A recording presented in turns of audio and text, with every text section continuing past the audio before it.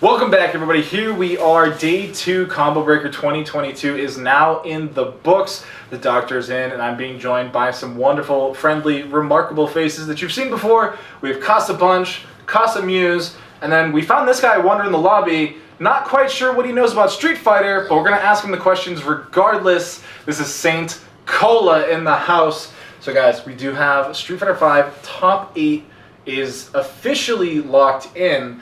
Let's take a look at some of the matchups that we have here. Let's just start right at the top. Filipino Man versus Idom.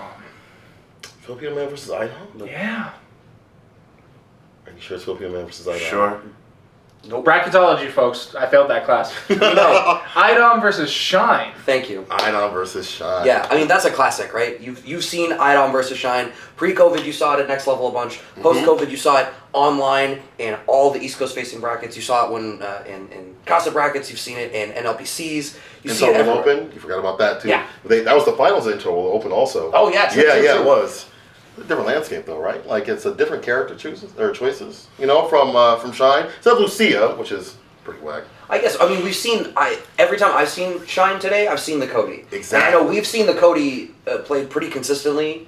In the year last, now? at least year. He was bringing it out before. The knife buff helped, but Shine was playing knife before the buff. Right, yeah. That's forbidden neutral right there. So, this is definitely New York 1 versus New York 2. We don't know. We've seen this go different ways. Obviously, Idom's the favorite Capcom Cup champion. You can't deny it. That's true. If you guys know anything about New York lore, you know where my heart stays. But however, Queens continues to run the city. So I'm expecting to see Cody. We could see Ibuki though. And honestly, I don't know which one we're gonna see from Idom. Hasn't Shine brought out Jury against Idom's Laura a couple of times? When frustration sets in, you just start picking things that you might think will work. Sure, it has worked. I'm not saying it works all the time, but it's something that we've seen. Yeah, we've seen, but it didn't work at Intel World Open. Put that True. Lucia, bro. I was like, yo, Yeah. chill. But the Cody is a lot stronger this season. I feel like he's a lot more stable. And I feel like at this point, when you put that much time and effort to a character, it's going to be a little bit different. Possibly. Then again, Idom, he looked comfortable even on the PS4. Oh, yeah. You know, he looked like he was at home. So the day at the office, if I'm saying there's a pick overall for this bracket already, it's Idom. Yeah. It's the safest choice ever. Shine looks the most comfortable with Cody. If I'm his coach, I'm saying, hey, stick it up. Yeah, right. Yeah. Right. Stick it out. Yeah, so that's top side winners, match 1. The other side of top 8 winners, Mono versus Caba, which is interesting to me because Caba took it over Punk. Yeah. That's true. Actually, wow, you say that. That means we're getting a little bit ahead of it to look to the loser side, but Punk is not in the top 8, and that observation eliminated by DR, Caba and Mena, the two to send Punk home. Man. I am incredibly biased. Once again. Say more. Once again. I am insanely biased. Actually, say less. If I have it my way, it's Shine and Mono Grand Finals. They fight it out, and I look away. Yeah. You like an explosion, like a microwave thing, you just walking away. So no one here knows the Guile Fang matchup, so we can just assume that perhaps Guile's gonna overwhelm a little bit with the amount of projectiles he can put on the screen, but those wacky normals, man, I swear they're gonna catch up to somebody. And Sure, but you and I can both attest to this, having watched Mono play through other characters that have lamer styles like Guile can play. Yeah. Well, one thing Mono does very well is stack that poison and use the movement combined with those tricky normals that you're talking about to develop that lead indirectly. So one big question is going to be, what pace does Caba play at? How actively versus how passively does he play? And how comfortable is Mono in navigating around that? You know, actually, I think Caba's a natural predator to Mono. Because Mono loves to be a little bit, lame with it. Sure. And that helps us out to where he feels comfortable going in. Caba's one of the most aggressive Guiles in the business. I think him and Higuchi are the most aggressive Guiles, but I think it's the way you have to play with Guile nowadays. Sure. With the boom nerf, you have to use more of the normals. And the way that the V-triggers work, you have to be more situated with your normals. The narrative of the neutral has to be more with the normals. And he's really good about that. We saw how he played against Just a Kid, applying a lot more of that mid-range to close-range space with the booms and the normals in conjunction. Just rush someone like that down who got second at Texas Showdown. So, and that person did defeat Mono at Texas Showdown. So, Caba did that with ease. Not saying, Just a Kid didn't put up a fight, but it definitely felt, for it was 2-0. You hear me, young man? You be better about that matchup. But I do think that in that case, in terms of playstyle and even character, I do think that Caba has had the advantage. But however, I can't count on Mono out. He won CEO. He defeated Punk in a matchup that, is better in the favor of Punk when he was playing Vega and things like that, and Cammy. And the buffs have definitely helped to stabilize the character. Maybe not make them super strong, but stabilize. Sure. You're in Caba's corner. What's the loadout you're giving him for V-Gauge? For hell, V-Skill 1, V-Trigger 1. You need nothing else to get it done. V-Trigger 2 is cool, but hit confirming be difficult on considering the environment, and that's what you need to have for V-Trigger 2. And I also think that V-Trigger 1 is so fantastic. You just can't be wasteful with the baby boomers up in the neutral. Absolutely. Yeah, so that's a pretty interesting one. Just lots of lore there, lots of history, just in general. But that's just winter side. We still have more. Down in the loser side, if I'm reading this correctly, which I could be wrong, it's not my strong suit. We'll let you know, historically. Up to Snuff versus Filipino Man. Okay. Who? Up to Snuff. I'm going to start right now. Cola, we got it from here. Me and you, we got it. Right now, my heart grew 3 sizes today watching Up Yes, to he's the Snuff Grinch. versus Up to Snuff versus Burkish in top 16. CT Mass Battle 2019, one of the last times that they got to play together because Up to Snuff moved to the West Coast. That is seeing those matches that we were playing in our little local invitational regionals now blown up on the top 16 stage at Combo Breaker in Up to Snuff here warmed my heart. And that's after, beating Burkish, after Burkish is the one who sent Mena to losers. Right. So I, as biased as you are, you're going to bat for Mono. I want for Up to Snuff to have this. I just like seeing that little glimmer of that regional representation. It's like, yes, I love to see this. I love to see people blowing up. And he's had a pretty good run. Yeah. He only lost to what? Punk? I mean, that's Punk that's what's heading down to losers. You're losing to Punk, and you're making your way all the way through the top 8 bracket. You're doing something right. Yeah. It's been a while since we've seen him play, right? It's been a while we've seen him play. It's been a while we've seen Nikali in action at this level. Phenom, where are you? Bro, you gotta come back, bro. You gotta come back. We gotta get you that visa, baby. This is some uncharacteristic stuff we're seeing in top 16. The character is better this season, no doubt. And he might be catching some people off guard with like lack of familiarity, either in like just rusty in the matchup or just never have seen the character before. So it could go his way. However, what was it, Filipino Man? Yeah. Let me tell you about this Rose character, man. Okay. When the Passionos came out, she was one of the first characters that I looked at because honestly, I did want to play Rose when she first dropped. Wasn't thrilled on how she developed last season. This season, for like the first 3 days of the patch, I was like, man, she's all right. And then the next day, I was like, whoa, wait, hold on. And then I was like, wait, wait, son. Why is this allowed? What? Yeah.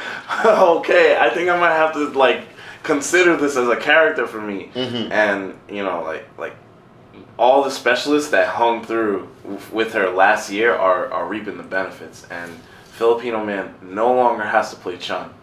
Yeah, it's not required. Yeah. It's not a requirement. And there's like the way that there's a setup that Filipino Man is running a bunch where we're getting that V-trigger activation in the loop, but at the end of the V-trigger, it's ending in knockdown with the Soul Satellite setup, and it leads into a left-right mix-up, meaty with the Soul Satellite, or the Orb or whatever, after the fact. So it's the cadence in 5 so much has been, if you have this volatile V-trigger, it's like you find the hit, you activate, you get the one mix-up, leads to stun, leads to death. The fact that you can cash out the whole trigger, and then at the end, only after that, you've cashed out all the damage and the stun, and now you have that mix afterwards, you get to finish that route out. There's not like a gimmicky reset. It leads into like this actual setup. It's real damage. And it's been blowing people up.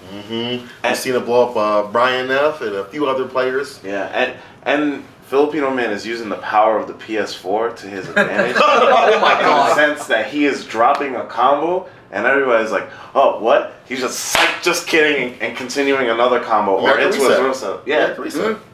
America. So before we move on to the final match, I want to point out the character diversity we have with this top 8 alone. I mean, we just talked about Macaulay and Rose, characters that we probably wouldn't have seen before this patch. Ever. And then we look back upstairs, we got IDOM with their characters, Shine having Cody, Ibuki, Jury. we got There's a list. Bang, Guile. Like, these are not characters you probably would have, put money on being here. And then Well, let's backtrack a bit because there's one character that we would have expected, and he's here, and that's Nuclear. The nuclear bomb has been dropped on Street Fighter V, the future of Street Fighter V. However, I say that with a little bit of love because honestly, I feel like with the nerfs that have happened to the character, he's no longer playing outside Street Fighter V's range. I think he's still in. He's still top 1 in my opinion. He's still good, right? Preach. Yeah. No, But you- more than good. Good is an understatement, right? yeah. I got some people I'm tagging in this video. Go ahead and tag him. I'll let Let him him know. know. That character is top 1 no matter what. But then how come we only see one in the entire top 8? Because that leads us to our last one. We Well, got 2. Mena are... There's 2. They're both playing Chris. Oh, so it's Mena playing Luke going up against Chris playing Luke. CCH. I can see why you thought that because Yeah. of the Sakura. Yeah. I'm gonna quickly answer that question. The easiest answer is at some point you gotta play matchups, you gotta play players. You can't just play a one-player game. As broken as Luke was even before the patch, and maybe still is in some areas, you still have to be optimal with your damage, landing your confirms and things like that. He doesn't really have a mix, and it's not really a weakness. We're not looking for a mix. It's honest gameplay, and not everybody can play Shoto. They picked them up and like, bro, I'm just gonna watch everybody with this strong-ass character, but you have to be you have to have DPs and You're absolutely fireballs. right. This is the thing that people don't like to hear, right? They look at a character, they see a powerful skill set, and it's like, anyone can do it. It's like, all right, then you do it. Execute on the game plan. Is it extremely effective? Is it the easiest version of executing that game plan? Sure, maybe. But the core element of it is like, you still have to actually do it. At high level. Yeah. You still need to be with punishing. You still need to be executing these spacing traps. You need to know where it is. You may have the best version of it, but it doesn't play itself. Right. If it did, when Cammy was the top, everyone would have been playing Cammy. The thing that people are neglecting to talk about when they bring up Luke, because all you see is this damage output, is how strong this character is on defense. Right. So what people are failing to see is how much of a wall he is and how much that wall just pushes at you. For real. Because all you ever notice is the advancing normals, the giant red bar that was once your green bar, and you forget that you can't jump in on this character. You have to respect arguably one of the worst fireballs in the game, like statistically on paper, and you're just like, wait, why am I falling into these weird traps? Right. And suddenly, next thing you know, you're getting low forwarded into either EX damage or super or V trigger. Yeah, Like, and it's his low crazy. forward got the nerf that we saw levied against a couple of the similar buttons, right? Like it got Capcom, Karen, stop it. it got that extra recovery frames, but it's like you only have to recover on whiff if you're whiffing with the button. Exactly. If you're hitting, you're good to go. And how are you not? And how gotta are you not? Hit and commit. And how are you not with Luke's low forward? I mean, that's actually facts. You know what's funny is that you say that, and I have seen it whiff and actually get whiff punched by another Luke player. That was the Nephew That's the versus only way. Chrissy. Yeah, that's the only way, right? That's the So- Nephew and the Chrissy CH match. And actually going back to that, because the next or last match that we have is the Chrissy CH and Yeah, it's Mena RD. They have multiple characters, right? Yeah. So at this point, do you play the mirror match, which Chrissy CH has shown that he's good at, besides Samurai? He's shown that he is established, right? Do you play the mirror match, or do you play a character that you are familiar with to take him? Like Chris does have Seth, and he has beaten Nephew's Luke with Seth, so he's like ready for Luke players. Besides playing Luke, Sure. is Mena ready for that? Well, Mena beat Punk to get into top 8. And Punk played, I'm drawing a blank on who Punk played first. Punk played Kage first round, lost, switched to Luke. And Mena won the Luke mirror. So Mena has played against some Luke this weekend too, and Mena has not switched off of Luke to my knowledge. Despite we've seen no shortage of characters for Mena. We've seen obviously the birdie back in the day, but we've also seen Sakura come out a bunch. Like we've seen Mena come through to some of the Boston locals no shortage of times, and representing the Sakura out there. And I have a lot of love for Sakura in this game, particularly in this patch of the previous. Oh, patch. I don't. I hate that character. I mean, say less. Like, honestly, if the character drove me to this point, I don't see a reason why if I ran into the character I should stop. If I'm playing Luke, I'm playing Luke to grand finals. Right. There has to be a glaring reason for me to want to go back to Birdie. Birdie's not having a good season. Hey, you've got that new stand fierce. And now on Chris's side, you know that Mena's been playing Sakura. So if you're Chris, going back to Sakura might actually go to your detriment because he knows the frame data. You're not gonna catch him slipping on unfamiliarity. Yeah. So I would stick it out. So with those being the matchups, we just went through all top 8. One thing I did also notice is there's no Midwest players in top 8, but there's a couple West Coast. Oh, brother. Now, St. Cola, as the resident Midwesterner here, what do you have to say about that? They're saving for the 5v5. It's that simple. Sometimes you look beyond the forest to see the trees. Wow, that was profound. And with those wise words from St. Cola, we want to thank everybody for tuning in one more time. This has been the top 8 for Street Fighter V for Combo Breaker 2022. Be sure to catch it on twitch.tv. On which channel is it going to be, guys? Twitch.tv/Team Spooky. 5 coming through 2. And before we get to the closeout, I just want to say Midwest is coming to play. Mid-best, baby. Do you understand me? That's going to be super hot. And yes, they might have fallen in the brackets, but they will rise to the occasion when it comes to taking on the West. They were saving strats. They were saving strats. Why would I want to show my hat? You know what I'm saying? I'm trying to keep things chill. Yeah, why would you want to be a Combo Breaker champion when you could be a 5v5 champion? Yo, pride is on the line. That's pride. What are you talking about? Do you want to hear that mess? They say, West money Coast match. on Twitter? Money match. That's what I'm talking about. So, and I got a lot of money right on that too. So Midwest, let's go, baby, let's go. I mean, money as in like just No, like I bet like friendly. Yeah, friendly. Yeah. Handshakes all around. Bison bucks. Oh man, a lot of bison bucks. So with that, guys, we do want to give a shout out to Casa Bunch, Casa Muse, St. Cola. I've been the Doctor, and we'll see you next time.